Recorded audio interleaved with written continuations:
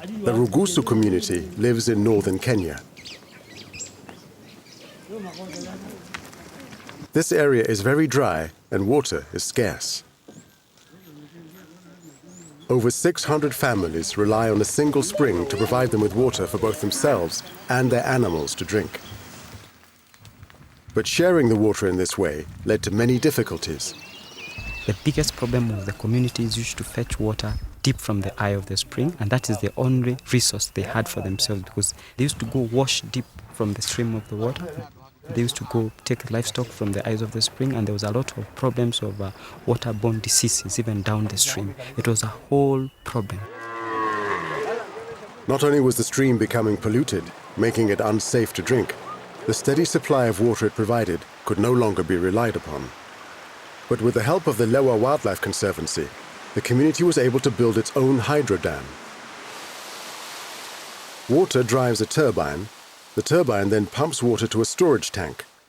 While this doesn't stop the flow of water to other people living downstream, the Rugusu community is now able to manage its own supply effectively.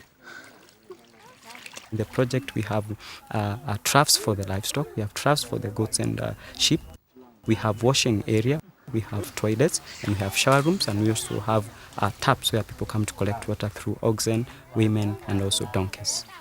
The level of cleanness have gone up, and there have been better way of collecting water, and we can see even the living standards have increased in terms of health issues, because the money they were spending into taking their children to the hospitals because of waterborne diseases is no longer being used there. So actually now they have done a saving. The project have helped them save from the medical side. So they're actually now improving their living standards and livelihood, and it's all a success.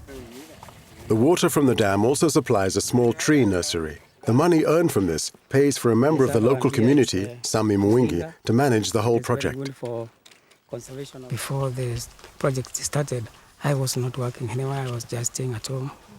I like the job. I have met very many people. People from the village now know me very well. Yes.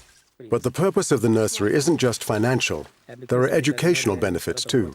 We want the children also to start learning on how they can be able to conserve their catchment area. So then they learn to see how the project is going. We are teaching them how to plant trees, and we are encouraging the communities to actually buy the seedlings from the nursery of the project to go planting at home as a way of environmental conservation.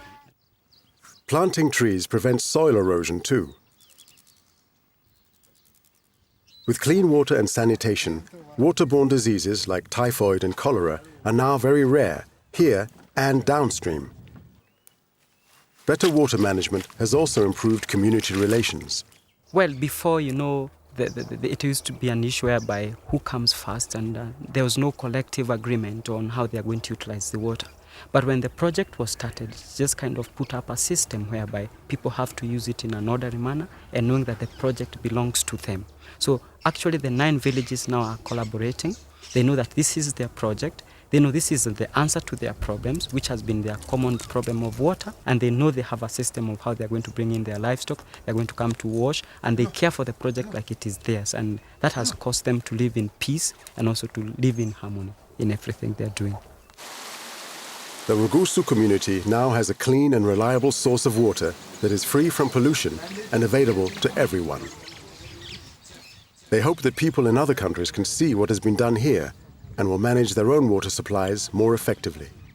The project has become a success story, and it has become a classroom for other communities. They have been coming to study here how these communities have done. In fact, so far I've hosted around 6 different groups coming to study on how the water has been conserved here. And this idea is being borrowed and taken to other places, and we hope wherever we have catchment areas, if communities can be able to do the same, we are seeing the future of the water systems in this area becoming better and better.